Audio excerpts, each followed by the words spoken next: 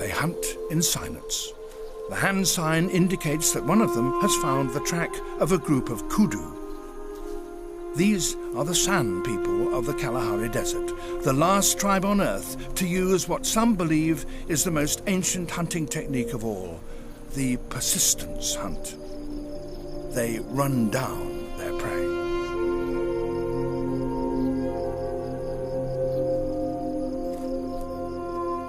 They start to feel the rhythm of the animal's movements from the spacing of the tracks. The group is not moving fast.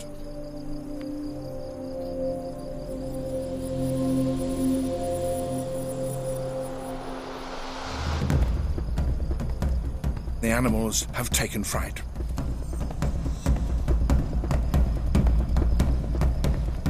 They will concentrate on the bull. He will be carrying a heavy set of horns and therefore will tire more quickly.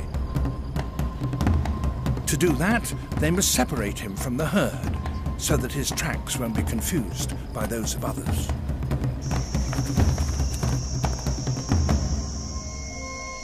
The sun is directly overhead, and the men sense a change in the kudu's pace. He's slowing.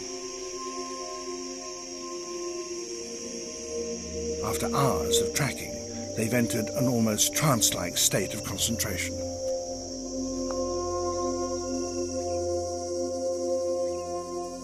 At times it's impossible to see any sign of the kudu's tracks, and the hunters must imagine the path it will have taken.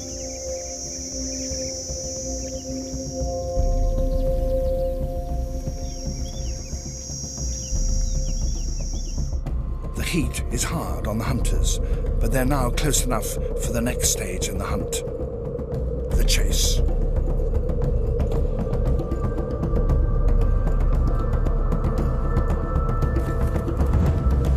This is the signal for it to begin.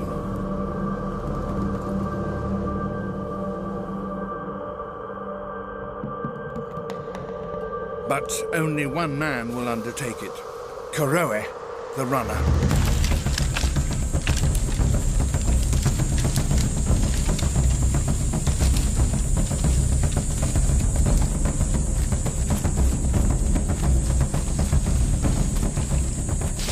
He must be relentless.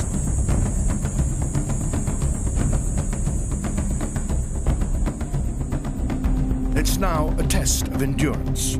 Who will collapse first, the man or the animal?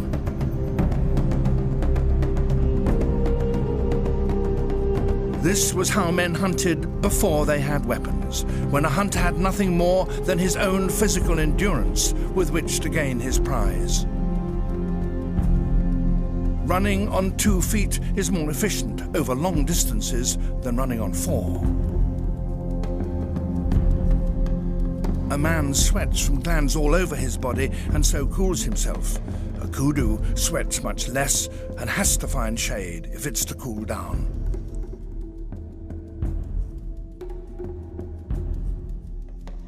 And a man has hands with which to carry water, so during the chase he can replenish the liquid he loses as sweat.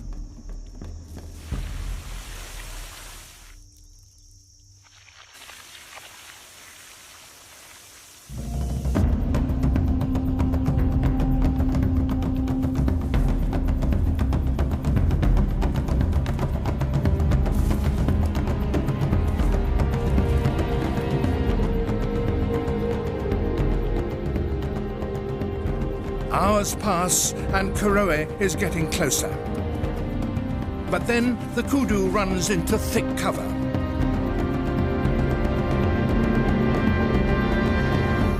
The tracks have disappeared.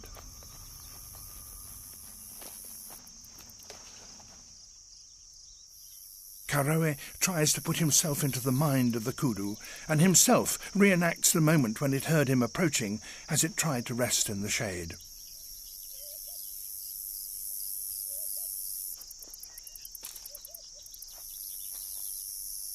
He deduces the direction in which it must have fled.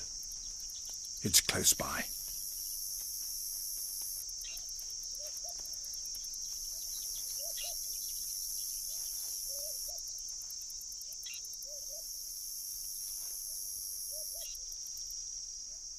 The chase has lasted 8 hours. Hunter and hunted are both at the end of their strength. Neither can go on much longer.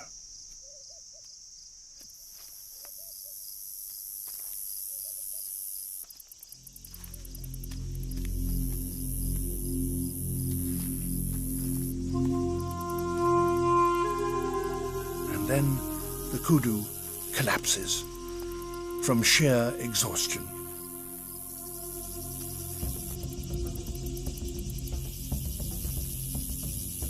It's close to death.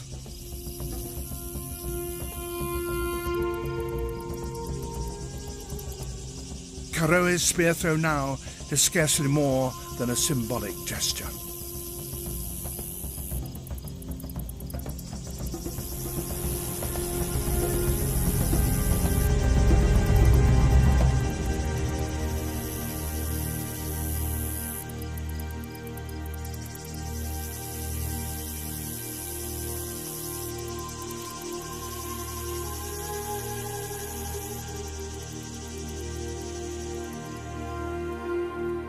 The hunter pays tribute to his quarry's courage and strength with ceremonial gestures that ensure that its spirit returns to the desert sands from which it came. While it was alive, he lived and breathed with it and felt its every movement in his own body. And at the moment of its death, he shared its pain. He rubs its saliva into his own legs to relieve the agony of his burning muscles, and he gives thanks for the life he has taken so that he may sustain the lives of his family waiting for him back in their settlement.